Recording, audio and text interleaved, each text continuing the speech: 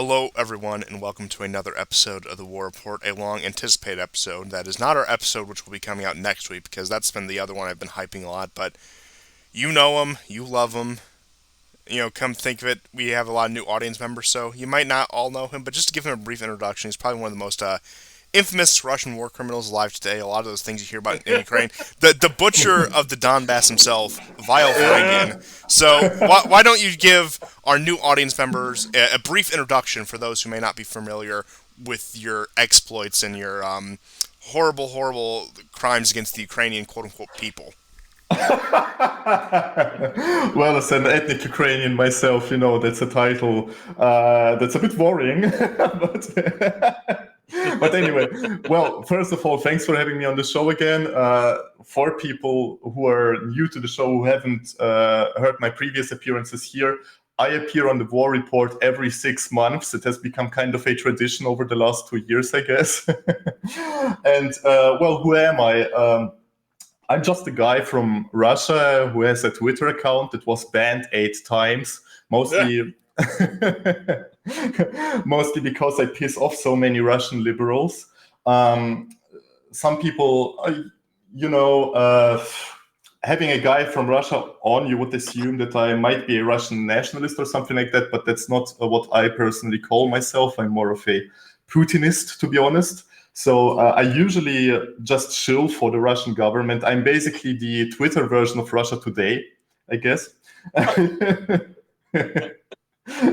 So yeah, I've been on a couple of podcasts, this one and a few others. Like I get occasional invitations to enlighten the Anglosphere about what's going on in Russia. And I'm basically here today to do that again. Very good, very good. Vile and I go way back. We worked at the same troll farm in St. Petersburg. So, there's some deep lore for you. Oh, and indeed, that's when they picked me up. I got in some trouble in the Russian government. This is my plea deal, people. Okay, that's why I'm here. I told you before the show that we are not talking about the fact that I'm your KGB handler. I told you 6 times, that's not public knowledge. That's not for the public domain. We're cutting that out, guys. The entire thing all over again. I crossed my fingers when I said I wouldn't talk about that, okay? So it doesn't count. Doesn't count. Not at all. All right. All right, and we will have to just proceed, I guess. But with that being said, I suppose we should get into the big topic, speaking of your crimes against the Ukrainian people, that your overlord, your handler, Putin, who of course answers directly to Dugin, as we all know, wrote a pretty interesting article about Eastern European geopolitics, about the situation in Ukraine, and about their relation to the Russian people. Now, just briefly, I'm sure you can go into more details about this. He more or less divulged that Ukraine is both fake and of a homosexual persuasion, and said that you are artificially separated from the Russian nation, and you pretty much, again, you're fake and homosexual is what it boils down to. But I imagine you can give us a much more eloquent, detailed description of all of that. So please do go on. You just gave a 1-sentence summary of the entire article. I don't even know what to add anymore. Why expand? No, of course, that article, that was one of the topics I wanted to cover, because since my last appearance, that's, I think, the most important thing that happened in Russian politics. Well, yes, as you've already stated, Putin published an article on the official Kremlin website that is called about the unity of the Russian and Ukrainian people. And it has some pretty major, almost paradigmatic changes in the Russian approach to Ukraine in it, or in the Russian political discourse and language, especially. So the first thing to notice, the article starts out essentially as a recapitulation of just Eastern European, specifically Russian history. At the very beginning of the article, Putin already makes the statement that essentially, traditionally, the Russian, Ukrainian, and Belarusian people used to be regarded as three parts of a triunite single nation. That's already pretty major coming from him, and I will elaborate why, of course. And then he goes just over the history of the Kievan Rus, how the state formed and how the two parts got separated. By the two parts, I of course mean northern Russia, which was a tributary of the Golden Horde in the Middle Ages after the Mongol conquest, and then Western Russia, which is Ukraine and Belarus, which fell under the control of the Grand Duchy of Lithuania and then under the Commonwealth of Poland and Lithuania. So he elaborates a lot on what you could call ancient history. But that's not that is interesting in and of itself. But what is more interesting is, for example, when he goes into questions about Ukrainian national identity. He points out arguments that have been made over decades, I think, or almost a century now, by Russian nationalists, traditionalists, conservatives, imperialists, etc., which is that modern Ukraine is basically a creation of the Bolsheviks. Like, that's things that used to be discussed in like Russian right-wing Twitter in the last couple of years, but not by the president. But he points out several things, for example, how the modern borders of the Ukraine came to be against the wishes of the local people. He elaborates on how the Ukrainian Socialist Soviet Republic was formed.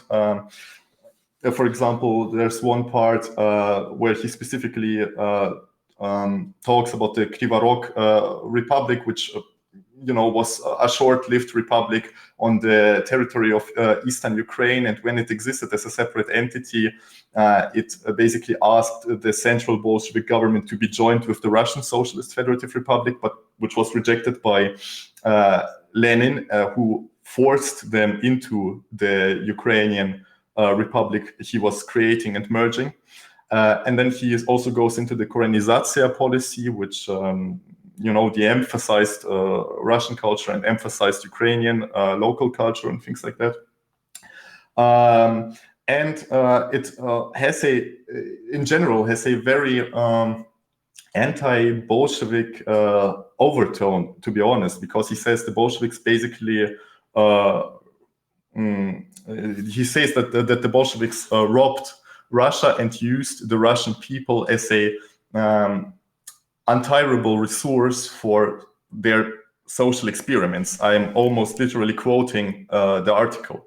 And just to put it in perspective, he's always walked that middle of the road. He's always walked that tightrope when it came to Russian history, balancing the role of the Soviet Union and the Bolsheviks in that, trying to keep more or less a neutral view, so to speak, and not necessarily like propping them up like the modern Russian Communist Party or degrading them like he did in this article. So this is a pretty major shift in tone, if I'm not mistaken. Oh, yes, exactly. Just as you say. I mean, I would say still, even now, the general policy of the Russian Federation in regards of like politics of memory and things like that is to walk a middle line between the extreme left wing and the extreme right wing position, and to try to kind of reconciliate Soviet history with pre-revolutionary Russian history, and to kind of present it as a one coherent story in order to not divide society any further and to prevent social conflicts from arising. It's a difficult balancing act to keep up, but our government is still largely walking down that road, I would say, regardless. So, but because of that, that article stands in stark contrast to official policy. It's pretty revolutionary, you could say. But what is even more important than ancient history or 100-year-old history is the kind of references he makes to the modern day. Like, for example, he talks about the short-lived Ukrainian People's Republic, which was carved out of Imperial Russia after the Bolsheviks signed the Treaty of Brest-Litovsk and was basically a German puppet government. And he refers to that and says that, well, that first Ukrainian government it learned its lessons from being a puppet state of a foreign empire, and he makes direct reference to modern day Ukraine by that, and he also refers to it as a term that I use frequently on Twitter. Actually, not that Putin is reading my Twitter or anything, but I personally always refer to the Ukrainian government as the Kiev regime, and he uses that very same word as well in his article. So that's a pretty aggressive tone. And then when he comes to modern history and to the recent events that unfolded since 2014, he again emphasizes that point that Ukraine is not a sovereign state at all, that its government are basically the puppets of the United States and the European Union. He uses pretty direct language. I'm not making things up here or reading things into that or interpreting the article in my very own way or anything. I'm quoting more or less directly. And then he concludes with a very interesting point, which is that,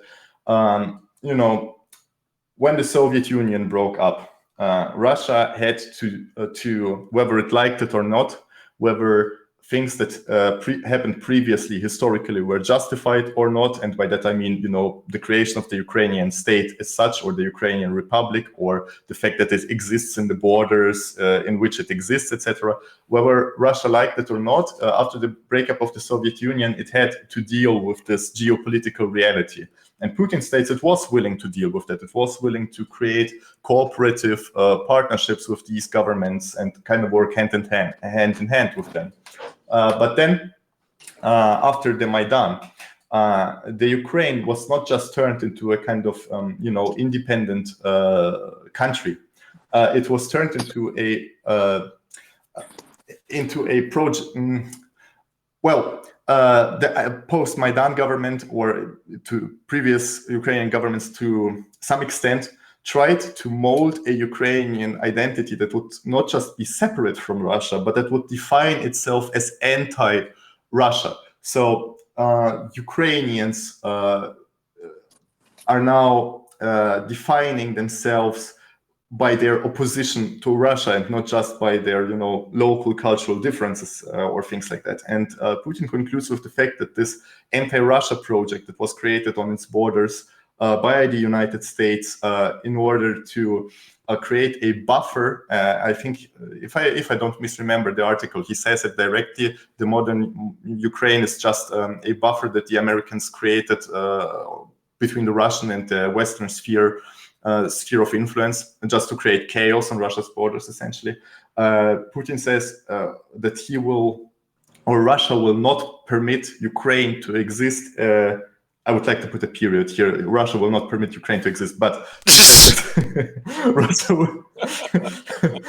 will not permit Ukraine to exist as an anti-Russia.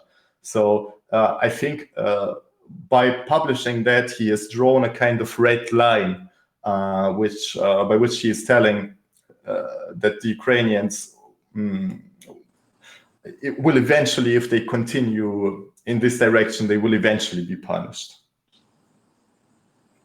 Wow. Oh, certainly, and that is interesting in the context of all of this, and really, I do think you make a good point that it is such a tonal shift, and that my American perception of Putin has always been he's been a very middle of the road kind of guy, sort of even pro-Western back in the 2000s, if you want to talk about that, and very conciliatory, even after Crimea, even after Georgia, even after all of this nonsense.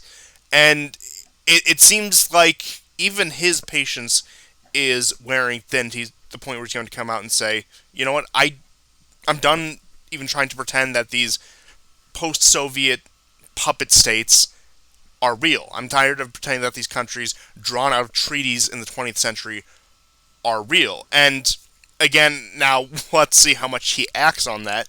But I do think him as the president of Russia, especially with how powerful that position is compared to, of course, most Western quote-unquote democratic leaders, that it does represent not only a shift in attitude from him and from the governance of Russia, but from the Russian populace in general.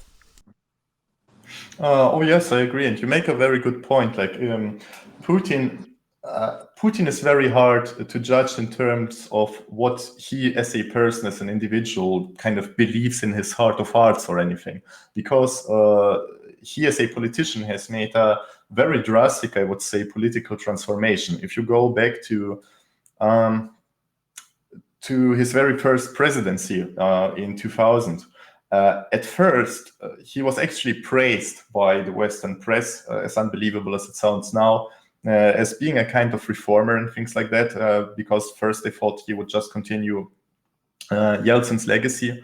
And Putin himself sounded very differently in his first 2 terms. He did sound like a liberal reformer for a certain period of time, because the thing he the issue he had to deal with at that time was, people trying to push Russia back into a kind of neo-Sovietism or something like that, which of course he couldn't permit. But then again, also in general,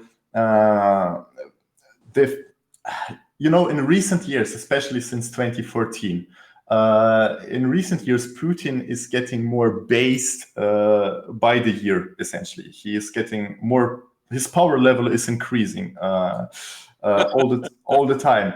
But you could say that that's not because, Putin finally found himself in a position where Russia is strong enough that he could just unleash his power level on the world and tell the entire world that, yes, I'm a Russian imperialist or something like that, deal with it.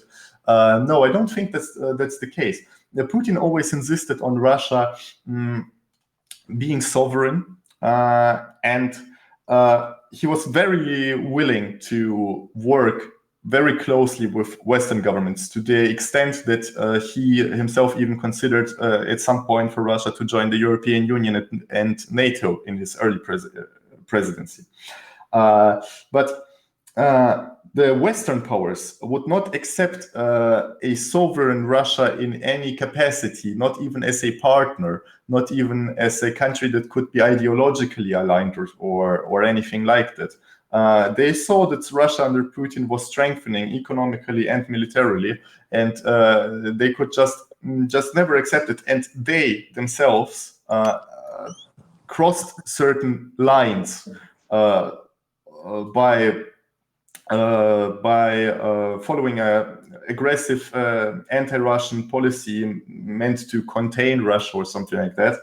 And then the further Western elites distanced themselves from Putin and his immediate surroundings.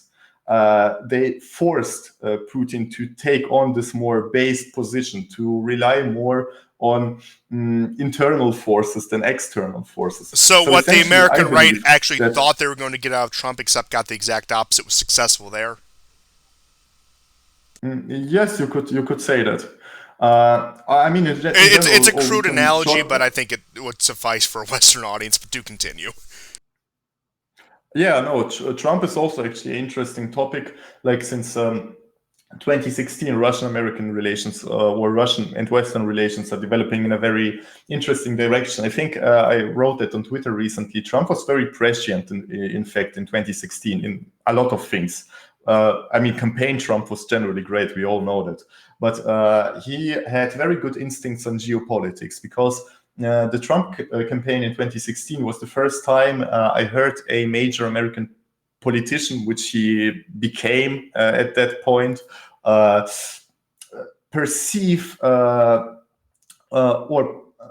perceive a major threat coming from China. Of course, I mean, American-Chinese relations were tense even under Obama, but Trump, I think, in the way he articulated it, saw China correctly as a kind of civilizational, economic, military challenger to the United States, which has never been taught before in these terms. And at the same time, Trump was very reconciliatory towards Russia during his campaign. He was constantly saying things like, well, why can't we get along with Russia? Why can't we get along with Putin? I would get along with Putin. Why are we, engaging in all this NATO adventurism? Do we even need NATO and things like that?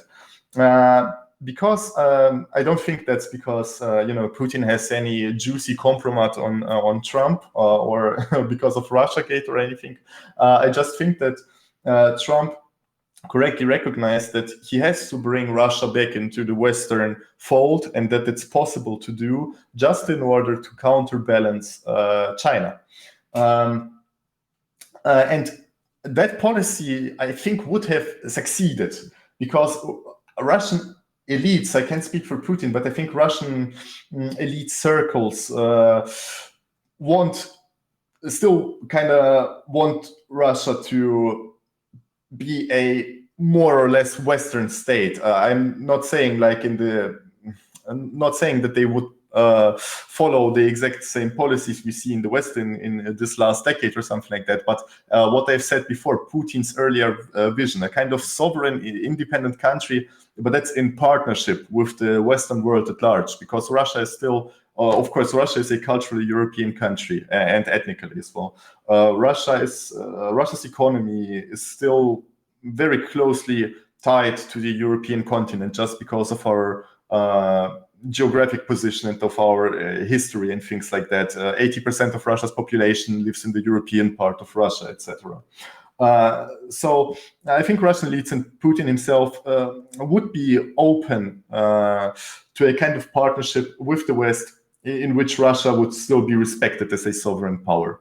Now, after Trump came to power, whatever you may think of him, he was a kind of chaos actor, or well, for some reasons or others, some parts of the internal American elites really didn't like him, and in order to counteract him as a president, they created this whole Russiagate nonsense, trying to tarnish him as a kind of a Russian agent, by which the American foreign policy was really, really messed up. And okay, please be honest with me. Which is, were you in charge of recording the P tapes? Maybe.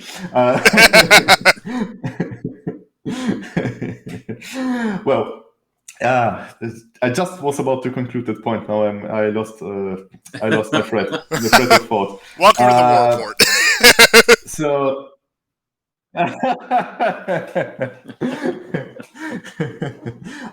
The final thing I wanted to say that's interesting for Americans, I guess.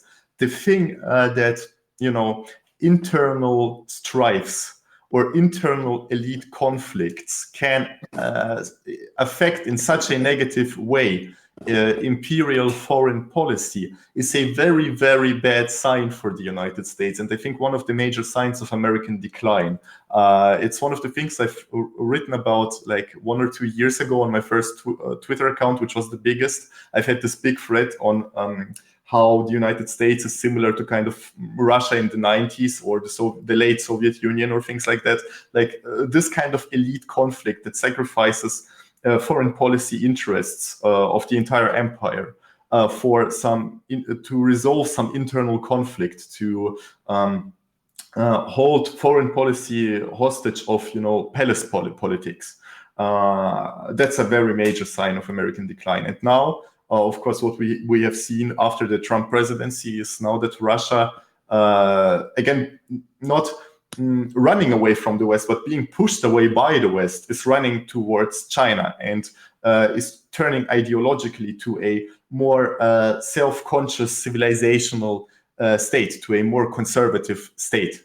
You hear Putin now recently. You hear him all the time talking about the ethnic Russian people, about the importance of the Orthodox Church, about traditionalism and things like that, and the kind of as he has written in his article, as I've mentioned before, that the Bolsheviks used the Russian people as a resource for their weird social experiments.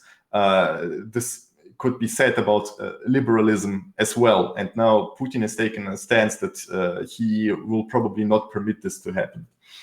Yeah, that was all. Now, moving on from that, which I do think you made some very interesting points. GSP, if you were you about to say something? If you had something, I'll let you continue before I. Yeah, I was thinking, Trump in the context of everything that's happened with Afghanistan, and just this kind of recent historical arc. People talk about that Trump stopped Hillary from getting elected, but so did Barack Obama, and that was based on stopping the forever wars. And I think that Trump's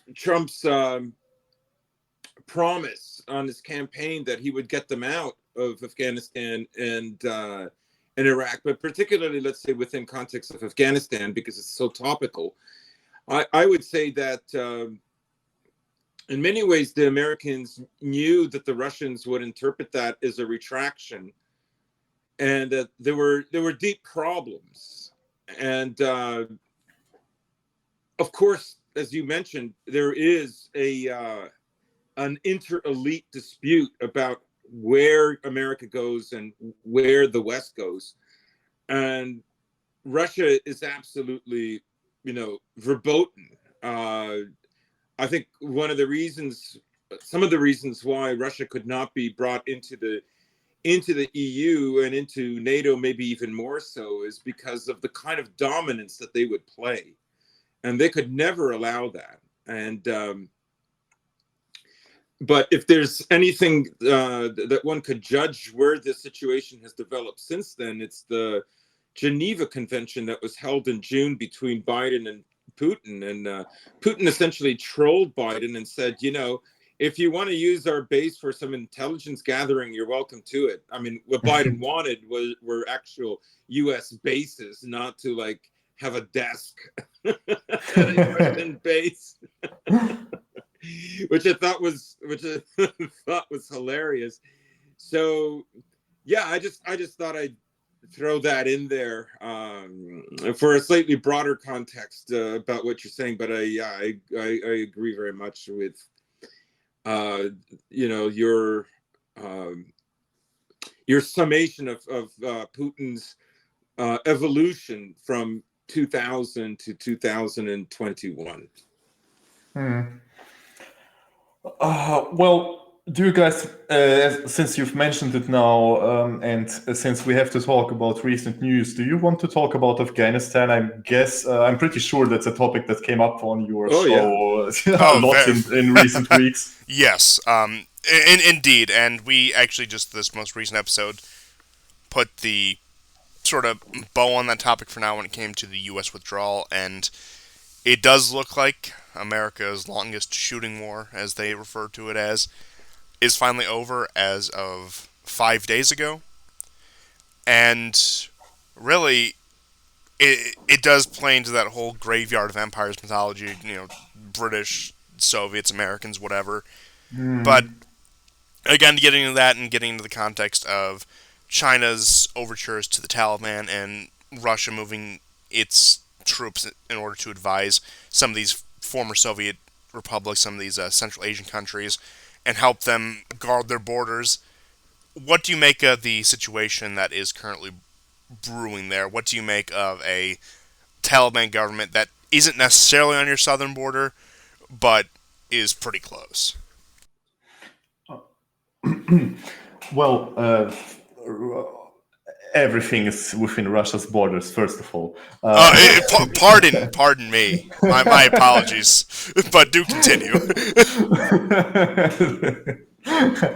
Well, the situation in Afghanistan is pretty interesting. I think there are two sides to this story. One of them is what this entire withdrawal means for the United States and why it even happened in the first place. I think that's a separate thing to discuss. But yeah, for Russia, I guess the more immediate concern will be just how the region will develop now that the American occupation force is gone, and now that the not Karzai, whatever their last president was, now that the Afghani government has fallen, essentially.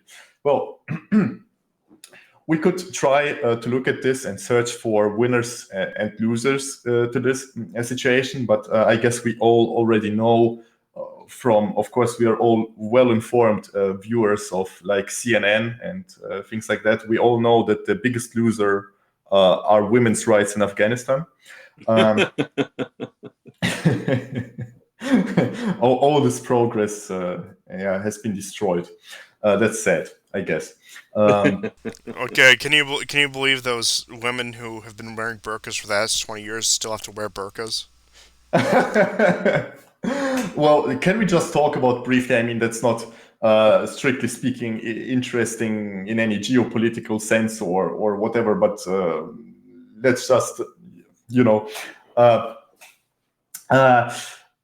Afghanistan, this entire nation building project there. I don't have any particular thoughts about Afghanistan or Afghanis. I don't have any particular qualms with them. I'm not really interested in the region, to be honest. But while this nation building project was going on there,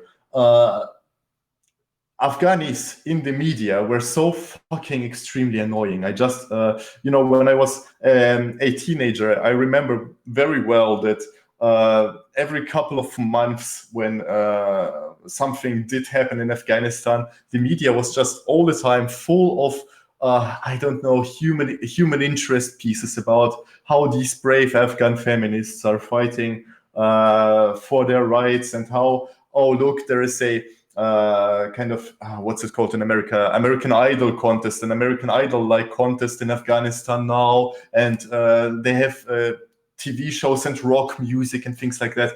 Just Afghanistan as a media topic has always fucking annoyed me. Are you sure that those aren't just ethnic sore spots coming up, bringing back some ancestral memories that you'd rather keep suppressed? But maybe I don't know. But of all every American foreign adventure is fake, but Afghanistan was very gay. In addition to being fake. That's what I wanted to say about it. But no, I mean, I think that's a perfect summary, similar to Ukraine is also fake and gay. Which, I mean, at this rate, that might as well just be the title of this episode. But hey, that's aside the point. Moving on from the Afghanistan topic, we can touch on again if something comes up about that. I wanted to actually talk seriously about it. Like, no, do go ahead if you have. I was just joking, essentially. Yeah, but do go ahead if you have more satiating content on the Central Asian hellhole known as Afghanistan, because I have a few other things. We got plenty of time, but if you want to go on this more, by all means. Well, just briefly, to be honest, let's not get overboard here. But one of the things I find interesting about the Afghanistan withdrawal, of course, as everyone else, I guess, we've learned that only a very small number of countries actually kept their embassies open during the Taliban takeover of Kabul, and two of them are Russia and China, and a few others. I don't remember the others, but it was just like 5 countries or something like that. And I found this very interesting, to be honest. And in fact, a few months before this entire thing unfolded, the Taliban sent some representatives for high-level talks with the Russian foreign ministry, with Lavrov, the foreign minister. So they made some agreements, and of course, the way it looks to me, Russia and China will both be. I don't know whether they will be exactly happy about the Taliban being in charge of Afghanistan now, but they will be willing to talk to them and willing to engage with them. We can say that much. And I guess on better terms than Western countries who, even though they withdrew, I think Afghanistan under the Taliban will be just sanctioned as much as possible, and they will try to cut it off from the world economy and things like that. Whereas again, Russia and China will probably be willing to kind of engage. Although for Russia, I wouldn't say that it's exactly clear whether that's a win for us or not, because the Afghani government that was propped up by the Americans was actually relatively friendly to Russia. They were buying arms from Russia, and they were also one of the few countries, for some weird reasons that I don't know, but they actually recognized Crimea as part of Russia. It's only a handful of countries who do that currently. And then we also don't know, now that the Taliban has taken over, whether that will mean that Afghanistan will stabilize. And there are a lot of things pointing to the fact that it will not. One of them being that the Taliban chased out the Americans, but it doesn't mean that they don't have internal opponents within Afghanistan. Afghanistan is still a religious and ethnic clusterfuck. And now, a few months from now, they might just have another civil war again or something like that. And what that means for, the bordering countries to the north of Afghanistan, where Russia is pretty much involved, I don't know. But if the Taliban manage to guarantee some kind of stability, I think the main beneficiary of this American withdrawal from there will be China, of course. If Afghanistan becomes a country where they can securely invest their money without American soldiers being present there, without it being an occupied country, it will, of course, be very beneficial to their Belt and Road Initiative, because Afghanistan, of course, as we all know, is very strategically positioned in Central Asia. It gives them access to Iran, and via Iran to the Persian Gulf, of course, etc., etc. So if the Taliban manages to guarantee stability, then China will be the big winner of this, in my assessment. Definitely will be. And it looks like in some ways, Afghanistan has to deliver very quickly, because you're absolutely right. The West and America, although there are disagreements about sanctions or what kind of aid packages, the World Bank and the IMF definitely are not going to give the kind of loans that they were giving before. They've actually completely stopped them. They're not even giving them reduced amounts. And then the money that that Afghanistan put into American banks in gold reserves, those have been frozen. So in a way, it leaves really only China and maybe a few other countries that can fill in that funding vacuum. If, however, I think they can come up with a kind of a rapid response where life doesn't feel like 2001, I think the Taliban has a chance. And then building on that, let's say infrastructure and whatnot, like in a way, China can't really afford to play games in Afghanistan. Like it's a very tenuous and delicate situation. They can't do the kind of games they've done, like let's say in Montenegro, where they say, well, we'll build all your roads, and then they don't build the roads that are most necessary. And then they look at, and of course, these are not the most used roads, and then say, well, there isn't the kind of traffic we thought. We're going to have a moratorium on this, whether you can get another vote. And then, they're in debt, and then they have to relinquish some of the property that they own. Afghanistan and the Taliban are not the sort of people that are going to be cowtied like that. They are, they're going to go ballistic. And also Afghanistan, in terms of natural resources, is far, far more strategic and important than some of these other countries that have made deals with China recently. Oh, yes, indeed. Oh, certainly. And moving, do go on. So just one more thing is for talking about sanctions. So Portland, Oregon is reviewing in the process of putting on sanctions on Texas. What? Yes. So look,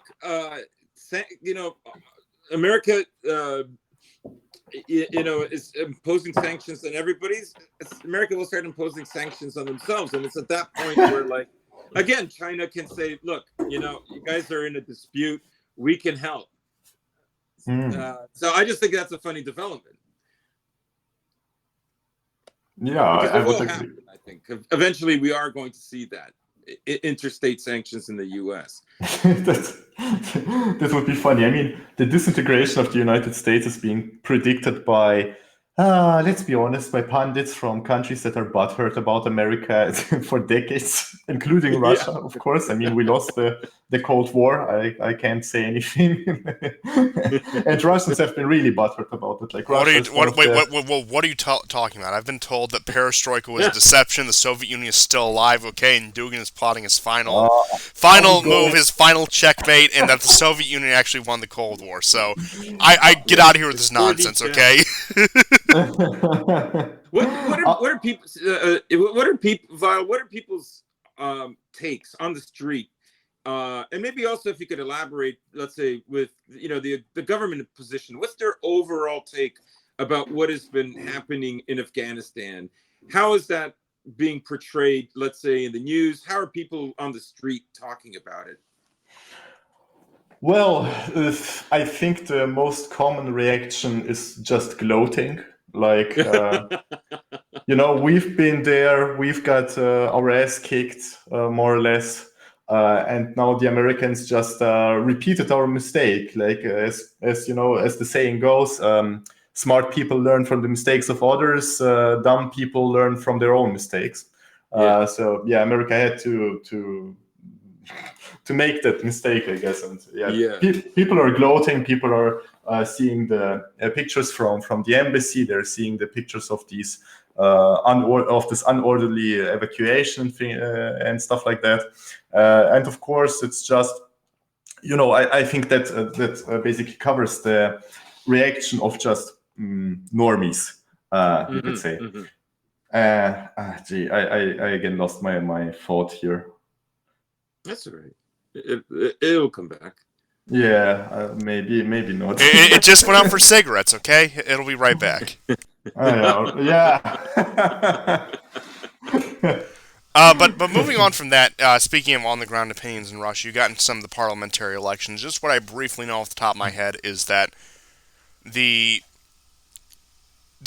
what is it? KPRF is doing better than it was previously. United Russia is still slated to win, to my understanding. And just getting to that, the big push behind the KPRF is their policy on the whole vaccine debacle, isn't it? I know that Moscow had the mandate that they dropped after about 3 weeks. And so what's the situation on the ground when it comes to the parliamentary elections and, again, the sort of virus issues that, again, have been going on all over the world? Like, what are the exact takes here? Because, of course, in the Anglosphere, it's such a political circus, as everything always is. And I wouldn't imagine it's anywhere near the same degree, but is it something that where you get these people who are very adamant about, like, oh, you must do this and we must implement these restrictions, versus the people saying, nope, nothing, we need to shut it down, we don't need to shut anything down, it's all overblown, it's all hoax, whatever. So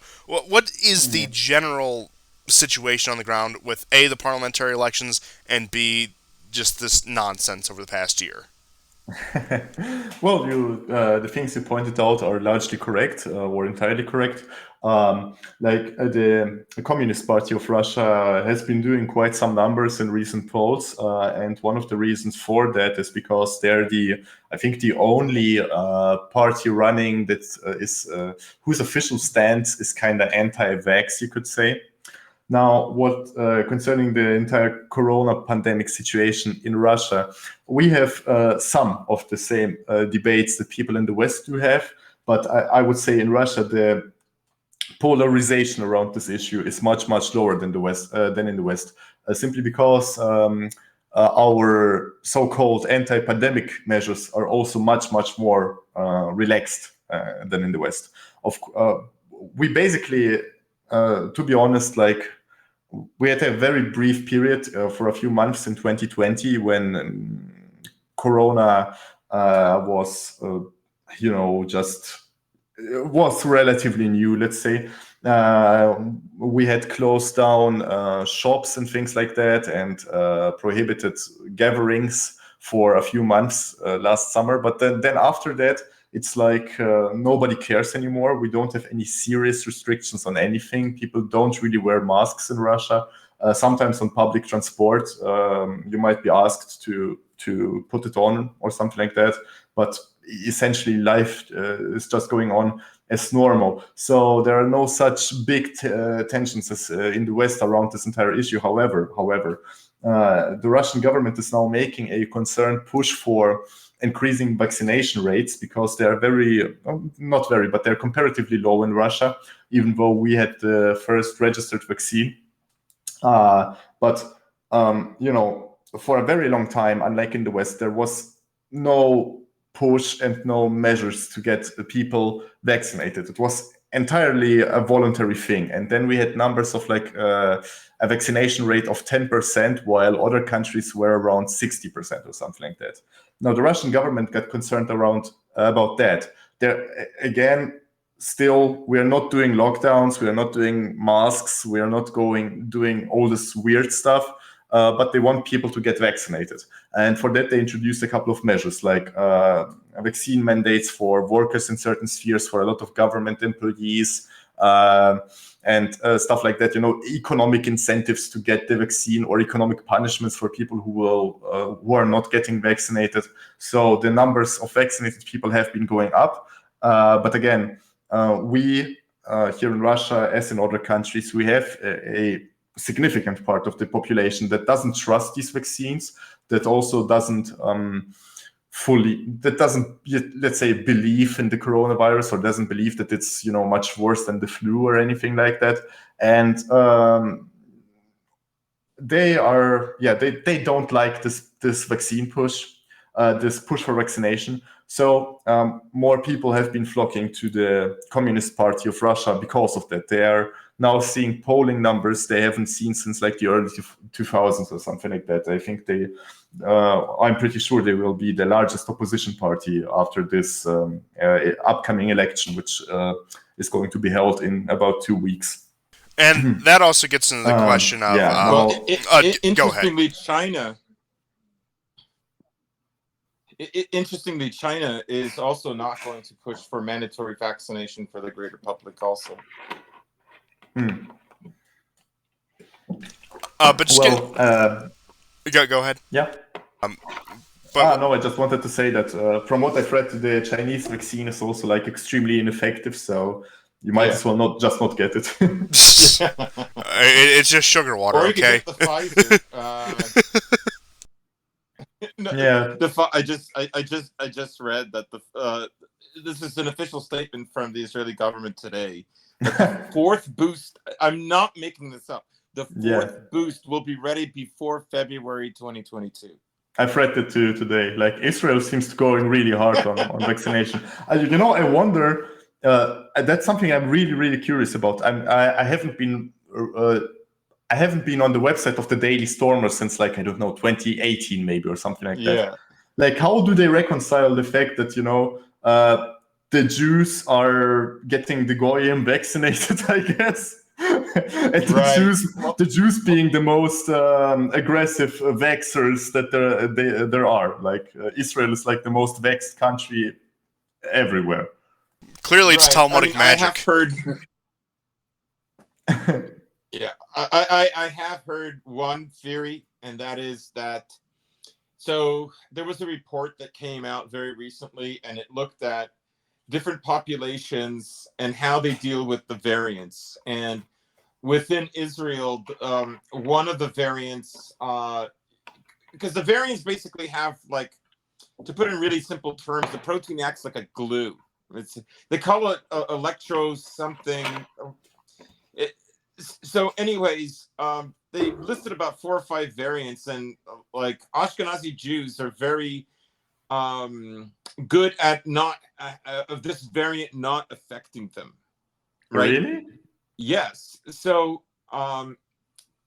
in a way, the vax doesn't bother them as much either.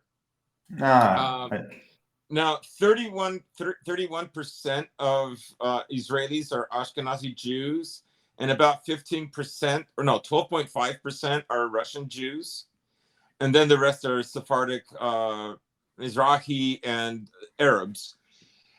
That said, though, when the pandemic broke out last year, I decided to dig a little deeper into this, and it turns out that Jews in Western Europe, not in all places, but generally didn't fare as well. Definitely in New York, did not fare as well, or Paris.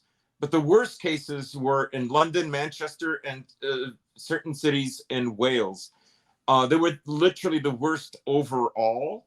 So I don't know what to say. And is this only is this variant only in conjunction with taking one of the vaccines? It didn't elaborate. Maybe it didn't think it needed to elaborate on that. But I thought that was an interesting report. If you look at the total deaths in Israel, they're like, well, give me a second here. I have the info. You're talking about a country basically that's well, let's say you're talking about Palestine, for instance. What are the counts with them? So Palestine is 322,000.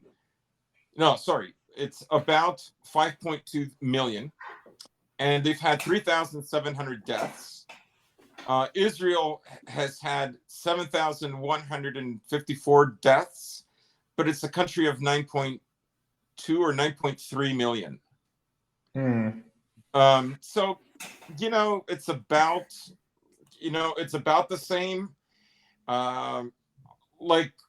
If you look at recent deaths, there is an uptick that started happening in August, but it's not at the level of, say, April and March of 2021, which was the same as it was in the winter.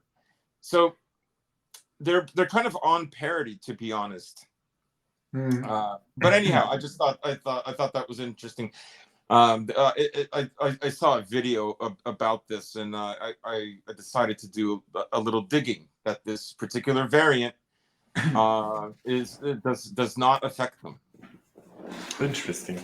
But yeah, again, I'm personally, that's not a topic that interests me that much. So I was just curious how, the usual suspects, how they reconcile this. Right. Israel No, I agree with you with that basic take, right? Like, but yes. I ultimately, I think it's like the vaccines overall from everyone are bad. They're not effective. That's, I think, a consensus people can accept, I think, if they're being honest. So they're all equally bad, and I think in various ways. One could argue that in many cases the vaccine.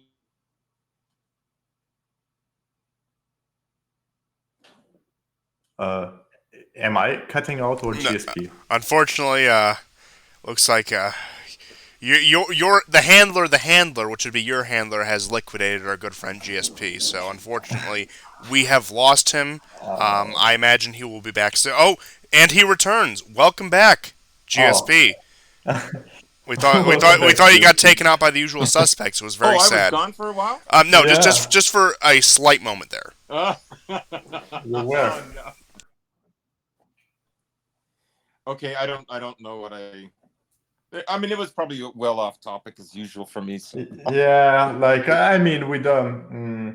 the vaccine thing, so much ink has been wasted on it. I don't think we need to discuss it very in depth. Just moving on from that, though, I did have one more question about the Russian parliamentary election. So, I saw just briefly, based on the some of the stuff you were posting, some of the stuff that other Russians I associate with Nisir's posting, about the internal debates within the Russian Communist Party about whether they act like this social democratic party, or are just nationalists with Soviet aesthetics, or full-on Stalinists. So what would you say is the dominant wing of that party right now? And I know you said a lot of that is because they're campaigning against a lot of the vaccine hegemony right now, and that's the source of a lot of their popularity. But what is really the ideology? What would really be what they would want to implement if they were to come to any significant degree of power?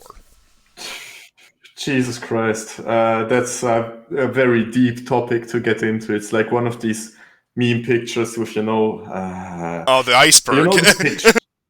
Yeah, so you could say that, but I was thinking of that one, like in 2020, like Democrat lore about the election. Oh, look, Trump lost or something. Oh, yes. And then MAGA lore about the 2020 election. There was like these angels and aliens and things like that. Like getting into the Russian Communist Party is something like that. They're very weird and very multi-layered. Yes, you pointed out correctly. Essentially, our communists are our conservatives to some degree. That's a mind fuck for any Western to hear, but it is what it is. They're even taking the anti-vax position as the only party who is doing it, and they do speak about how mass immigration is bad. They do speak about Russian patriotic and nationalist issues. Even at the same time, they praise Lenin and Stalin. Of course, not the historical Lenin and Stalin, but the magical fairy tale Lenin and Stalin. In their minds, essentially. Gee, you know what? It's not worth getting into. Like, fuck them. Oh boy, I suppose we'll have to bring you back on next week or 3 weeks from now for a more dedicated episode about that. But no. But yes, we can do a whole episode on just Russian communists. They're very weird in their very own way, just like all of Russian politics. But there is, about the Russian parliamentary election. I didn't say anything of substance yet, but there is one interesting development that's actually worth talking about. Like, who the fuck cares which party is polling what way? Like, that's not important. What is important is the underlying political developments, which will be kind of crystallized during this upcoming Duma election. Now, one thing, besides the United Russia, LDPR, SR, and KPRF. Okay, we have 4 parties. We have 4 parties in the current Duma. I needed to count it. Yes. Besides those 4, what is an interesting development during this election is that there are 2 new registered parties. They've been registered a couple of years ago, I guess, but there are now 2 new parties, fairly new parties, who are doing some interesting numbers. So there are 2 parties, both of which is polling at around 3%. And one of them is another left centrist party. I would say it's the party of retirees, or whatever is the English word, pensioners. Okay, you get it. And the other one is just a party called New People. Now that one is interesting. New People is a kind of centrist liberal party, I would say, which is polling relatively well for a new party at 3%. I mean, the hurdle to get into the parliament is 5%. So realistically, I don't think they are going to do it in this election, but maybe in the next elections they could get into the Duma. And besides that, they probably will. The Russian parliamentary election is happens at the same time as a lot of regional elections in Russia. So people voting for their local city and state governments and things like that. And they might take a couple of seats in those regional assemblies. Now, what is interesting about them and why are they polling so well?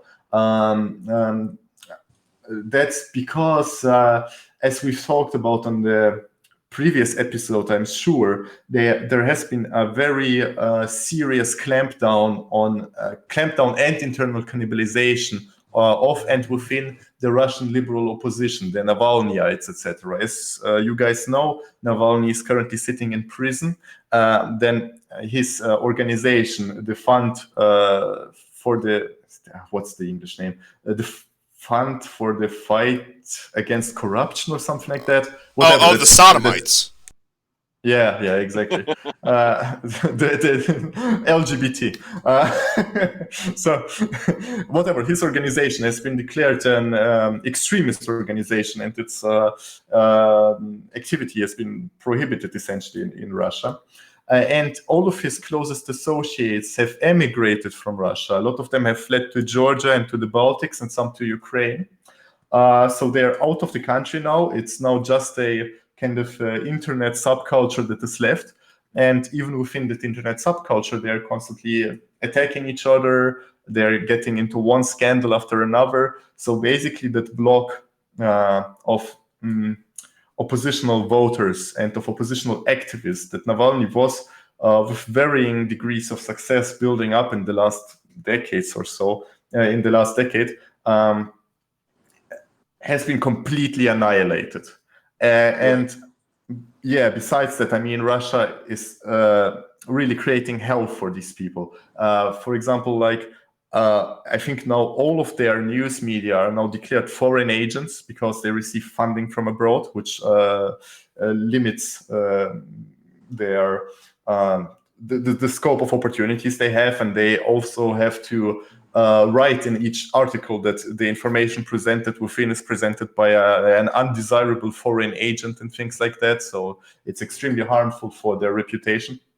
And you know, with all these figures that have led the protest in the last decade, with all of them gone and being completely discredited, and with Navalny being in prison, now there comes this relatively new liberal centrist party, which is officially registered, which is officially participating in the elections, and which suddenly has 3% support, which is around the number of Navalny supporters in Russia, actually. And the interesting thing about them is now, sorry, I'm concluding already. The interesting thing about them is now, that is an, again, officially registered party. So the speculation now is that that party has been created to channel all these protest sentiments, all these protest voters, the people left by Navalny, essentially into a venue that is more manageable by the Kremlin. So to let these people go away from foreign agents into a party created specifically for them, which will operate without foreign funding and which will be more tightly under the control of the Kremlin. That is interesting. Oh no, you can't fund Russian political parties from the outside? Oh, that's horrible. It is. Well, there goes our grift. You can fund me. Okay, that works. That works. That's good. I can push Italian interests within Russia. So. Okay, that works for me. I want the Russian love of vodka to be replaced with red wine. That's my singular request. Okay. Jesus. I want to open up the market. Open up the market.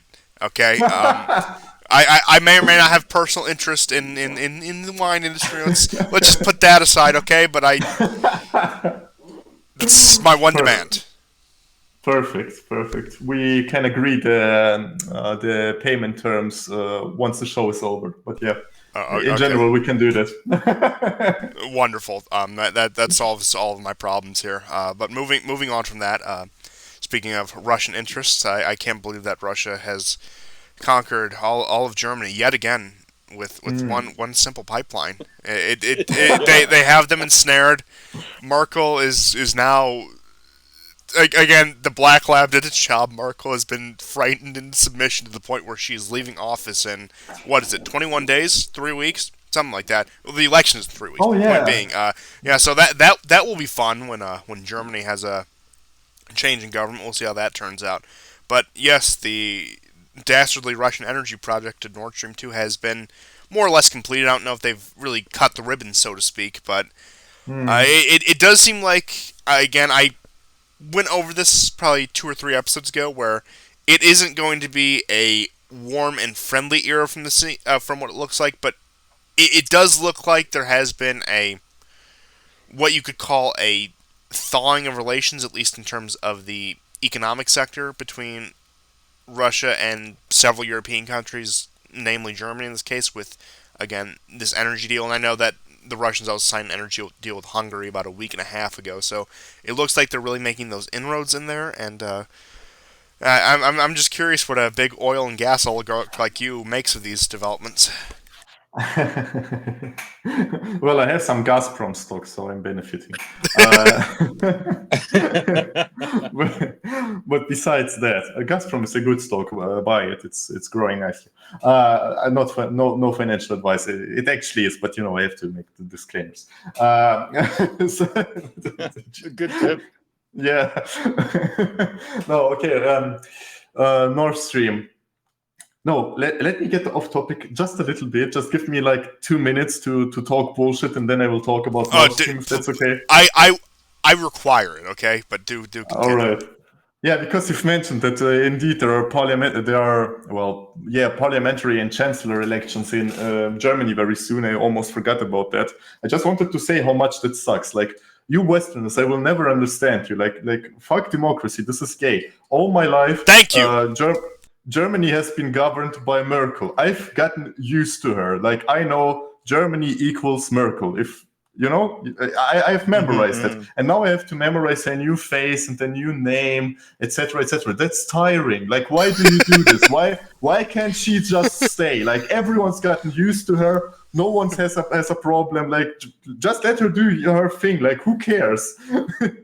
I mean, look, anti-democracy gang has been the official policy of the war report since about, I would say, early 2019, if not before that. But so I agree. It just makes things simple. Just make the head of state the sovereign again. It just clears up so much nonsense, so much unnecessary legwork. Oh, I'm minister. I'm minister of this, and I'm minister of that. No, I'm chancellor. I get to leave in 4 years though, because we have to have an election, because you need to decide which oligarch gets to pretend to be in charge for 4 to 8 years. So I fundamentally agree with you, but do continue. Yeah. Okay. All right. So now. Back to Nord Stream 2 and to serious business of shilling Gazprom stock. I mean, but I will say you are still on record on being the only person on the war report who has ever said something pro-democracy. And I think that was your first or second appearance. So you do carry that burden on your shoulders. I will just put that out there, remind the audience, remind our new listeners. But do continue, please. What a shame. I don't even remember, but that sounds like I was drunk on that episode, I guess. So, all right, Gazprom and Nord Stream 2. Now, Nord Stream 2 actually is, the reason why it eventually got completed is that the Germans are more interested in it than us. Most of the investments for Nord Stream 2 came from Germany, not from Gazprom, actually. So they have a lot of money tied up in it, and also energy prices in Germany are very, very high because they shut down their nuclear energy because they're retarded. Cheap energy resources with increasing demand, it's very important to them to get that. I guess Russia is looking at that situation more or less to some degree with what's the word? Pragmatism, perhaps? Pragmatism, a bit cold-blooded or whatever. Like, it's more of a German project, to be honest. So that's what I wanted to say. But it is going online now, and they are trying some kinds of shenanigans, I've read. Like, the Americans still want to increase sanctions pressure on it even after it goes online. Then, of course, it is relatively close to the maritime borders of several butthurt states like Poland and Sweden. So they will try to kind of disrupt this entire thing. But after it goes online, I think it will be fundamentally too late for all these countries, because a pipeline is something physical that you can't argue away with butthurt media articles or butthurt new laws or things like that. It's just there, and you can sell gas through it. Well, do you think there's any autistic Eastern Europeans who would go to the lengths to try to physically sabotage it? You know, some sort of just like schizo nationalist from one of these Central or Eastern European countries decides they've just had enough and tries to. I mean, I don't imagine it would be successful, but do you see that in the realm of possibility? I don't know. No, not by independent actors. Maybe by some really autistic government actors. Quote unquote independent. Let's just say their backers are unbeknownst to us. Yeah, no, I don't think destroying a pipeline that's so deep underwater is something like a person with a few hand grenades in his garage can do. Never underestimate the power of willpower. Thank you, but I knew it was mostly through that North Sea, but there are some parts on the surface that are completely underwater.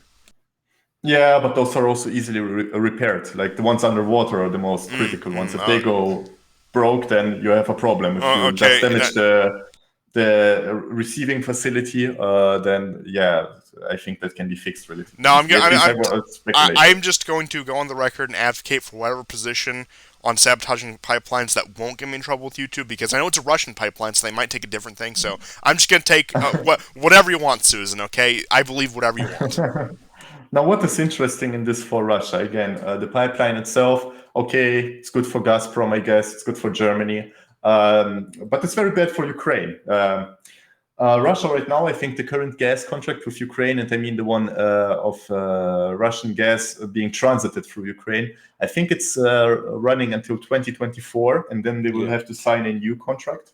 And now the thing is, all these European countries and Ukraine itself, they want some kind of guarantees that Russia will still continue to transit its gas through Ukraine, and of course to pay money into the Ukrainian state budget, which is right now basically an insult to Russia because Ukraine is such a hostile government.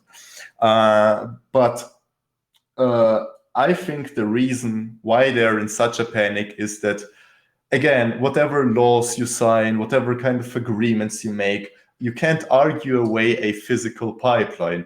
If at some point Russia decides that, fuck Ukraine, we are turning the gas off, the Germans are not going to say, you're cutting the gas off, then we are not going to buy the one coming from Nord Stream either. So they will not refuse gas, because that will shut down their economy for quite a significant time, and of course, and increase all costs of doing business in Germany. So when Russia kind of draws a red line in the sand and says, okay, no more gas through Ukraine, the Germans will still buy it through Nord Stream 2. They will. They have no other choice. So it's a physical lever that we now have over the European Union, and of course over Ukraine. That explains everything, I guess, why there was so much opposition to this gas pipeline. And it being constructed, I think, again, as long as things continue relatively peacefully in the way they currently are, the gas pipeline is more in the interest of Germany than Russia. But in a critical moment or a situation concerning Ukraine, it will be a very nice asset for Russia to have. Yeah, and recently, I know back at the beginning of August, or might have been at the end of July, there were, Lavrov said a few things, and Putin as well, that after 2024, when the contract with Ukraine runs out, that they will consider signing another one, and But recently, Putin has kind of indicated, if you read between the lines, that he's actually not really interested in doing that. And no, you could hardly blame. Like, imagine supplying energy to a country, and that you help subsidize, that like wants to destroy yours. Like, that's not reasonable.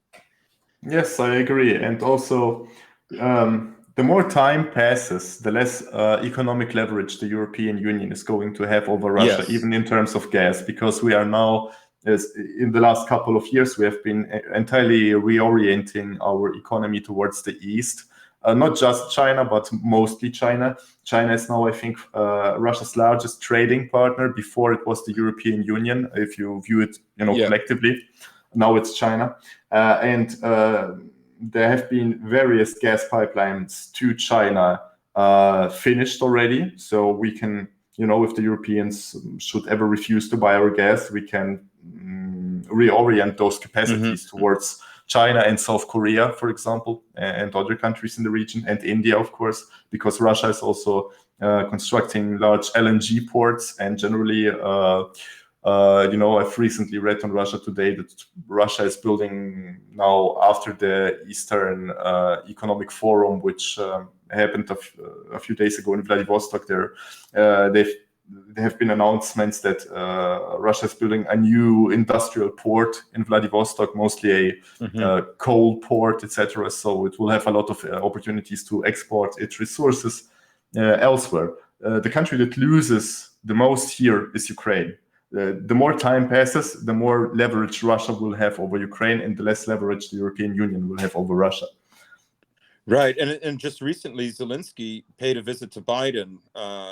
I think it was Zelensky right now is in panic. I think after Afghanistan and after the failure to make that rush for the breakaway republics in East Ukraine, I think he's getting very desperate now, because for one, that didn't work. Russia amassed its troops, he backed down.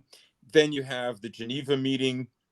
Then you have the Nord Stream, American capitulation to Nord Stream. And then you have this pull out of Afghanistan that's turned into a whole debacle. And people have really, I think, begun to see now in a larger context an overall American decline arising out of an overreach in the first place. And I think he's panicking. From what I gathered, he's moving more towards a kind of a kind of radical opposition. He's cherry picked certain more radical positions against Russia. Now, I'm not saying that he's changed his overall message, or that let's say right wingers in Ukraine are happy with all the other things that he's doing. But you can see that in order to curry favor, he's making this visit both out of panic and both out of to reassure whatever constituency he still has left that that America's got Ukraine's back. And that he's still legitimate.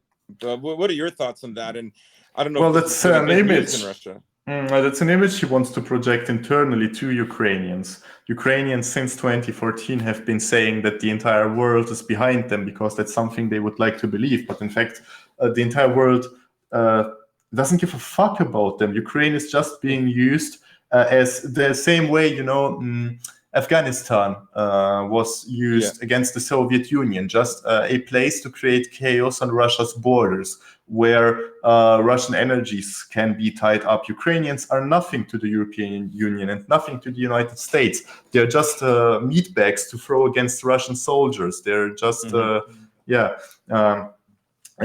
just a place to create artificial chaos. And nothing more. Or like the best Ukrainians can expect from the European Union is to become strawberry pickers in Europe's poorest countries. Like Ukraine has been reduced to complete ruin after the 2014 debacle. And of course, Zelensky wants to project this image that all this has been worth it, that ultimately Ukraine is going to become a European country, and that the entire world has their back, and that America will go to nuclear war with Russia to defend, I don't know, Odessa. Like, of course not. Of course not. Ukraine is a periphery of the United States empire, just the same way as Afghanistan is, just the same way as Taiwan is. And I'm pretty sure elites in Taipei and in Kiev both started sweating very aggressively when the Americans withdrew from Afghanistan. Yeah. And it's also in the way that it happened. Oh, yes. Oh, and also, sorry, I forgot to mention something that's also fairly important. In the last 1.5 years, I would say, we have also seen Russia is not acting. What's the word? Whatever. Not acting quickly, but it is going towards an integration of the Donetsk and Lugansk People's Republics in eastern Ukraine. It's not going to happen like overnight. It's probably not going to be like a surprise annexation like Crimea or things like that. But what has been happening on the ground, while those two republics have been largely, since they formed, they were allowed to permit in this kind of gray zone where Russia is neither openly supporting them nor allowing the Ukrainians to cross certain front lines. So since then, a couple of developments happened. So, for example, a lot of people living there have been handed out Russian passports. Now, why is that important? One of Russia's Jesus. When the war, sorry, man, I'm getting messed up. Okay. When the war in South Ossetia happened, when the Georgians tried to reclaim South Ossetia, one of Russia's arguments for going into that war and not allowing the Georgians to do that is that because before that, Russian passports have been handed out to South Ossetians, and actually like 90% of them were Russian citizens. And so Russia had this argument that it is protecting its citizens in the region and not allowing the Georgians to do harm to its citizens. And now Russia is creating the same situation in the Donbas. So any aggression against the Donetsk and Lugansk Republic will essentially be an aggression against Russian citizens, which will give Russia a casus belli if needed. That's the first thing. Now, besides that, even from the official government side, there were procedures put in place specifically for Donbas residents to participate in the Russian parliamentary elections. And it has been widely announced that they have this opportunity. And specific sections of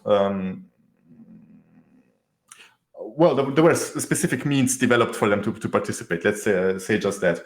And also, like I've been seeing in the last couple of months, cars here in St. Petersburg, where I live, again, St. Petersburg, Russia, not Florida, with number plates from the Donetsk People's Republic. They can just drive around in Russia, and a lot of their documents are recognized in Russia.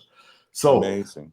Yes, Russia is making steps towards integrating those parts, and eventually, I don't know when. I'm not making any predictions. I'm not saying it's going to happen anytime soon, but I think Russia is seriously considering, at least, when the time is right, or when the Americans go too far, to just move into that part of Ukraine. Right. And it could be once California and Oregon laid the sanctions on Texas. Oh yes, naturally. Just wait for something else to come into the news cycle in America. It only takes a month. Oh yes, yeah. Things will be interesting, I guess. Indeed. Oh, certainly. And let's see. Well, I think that covers just about everything now, doesn't it? Unless either of you had any more topics, in which case I can certainly go on, but no point in dragging out it if we have covered pretty much anything. But I suppose that's just your. I have time. Do go on. Oh. You have time. Oh yeah, so sorry, I just had some sound issues. I have time. We can go on with the show. I just don't have any particular topics because we covered all that I wanted to talk about. But if there's anything you guys have, then sure. Well, I think we covered everything on the slate, but do go on if you have something. Oh, I just very quickly wanted to say, now that Russia's been in Syria it'll soon be 6 years. What's the perception in Russia about Syria? It became one of those foreign involvements that somewhat disappeared out of the press and thus out of public consciousness. It's a relatively low intensity engagement in that we don't have that many soldiers over there, so not many body bags are coming back either.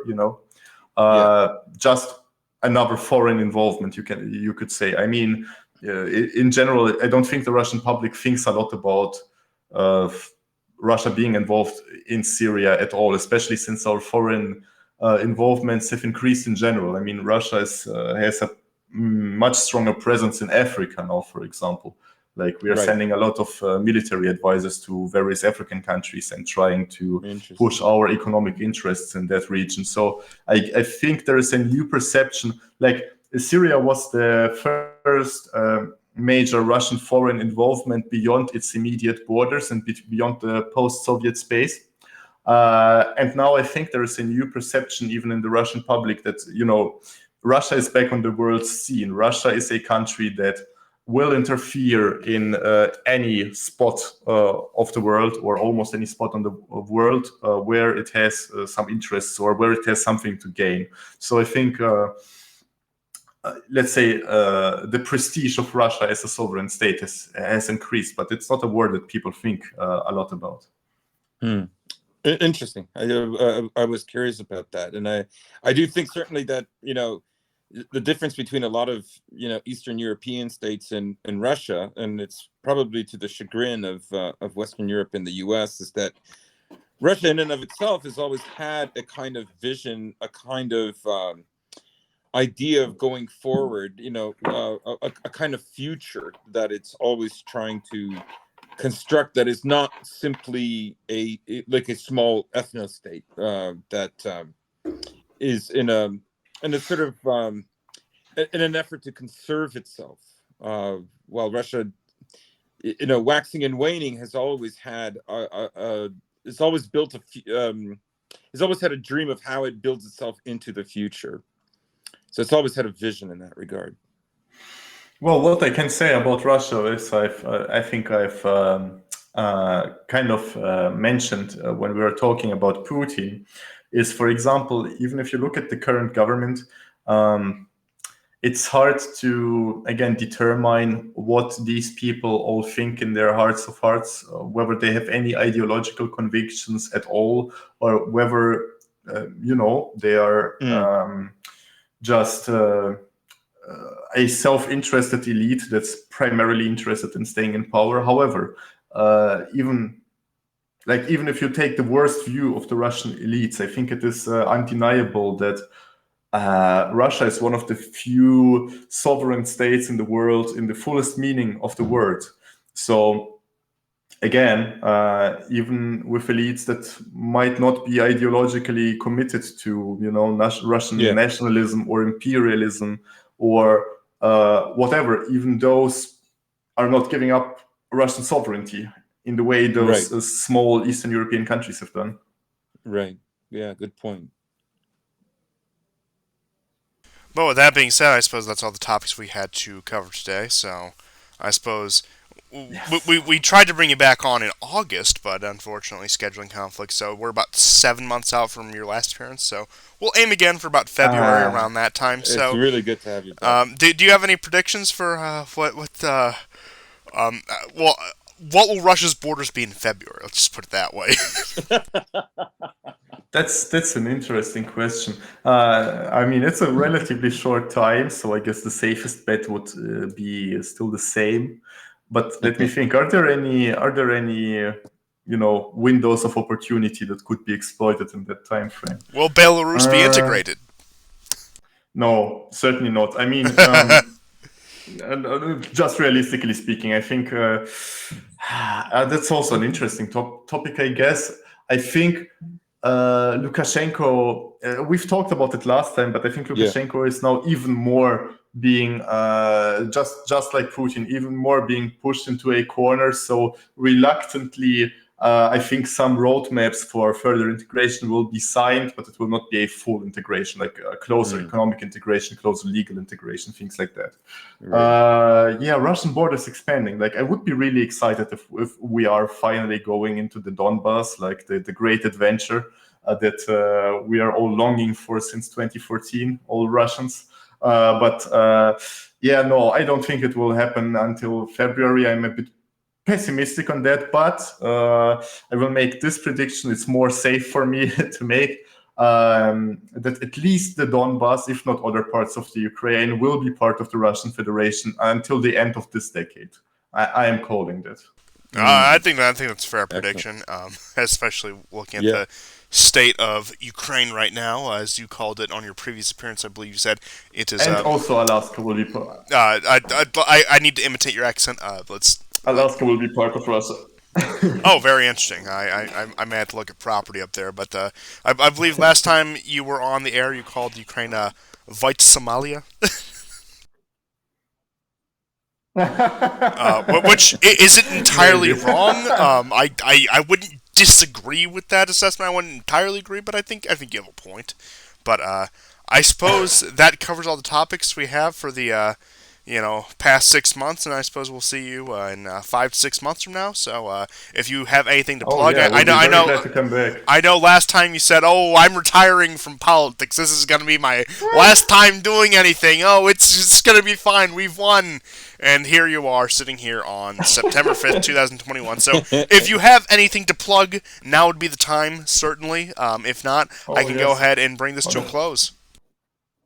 No, I mean, we did win. All I'm doing now on the show is just gloating about victories and our enemies' losses. So it's my prediction came true. Now about plugging stuff.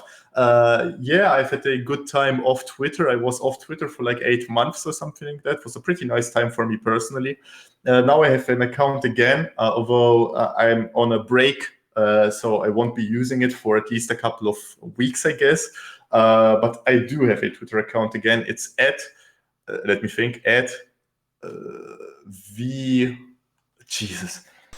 is VRNGNVL, I think. Yes, VRNGNVL. Yes, it's basically like Varangian vial if you remove all the vowels. So then you will get my Twitter handle. I mean, find me there. Just to touch on the pre-show discussion, though, reading that handle was hell. Being a dyslexic, I just have to say that took a lot of effort.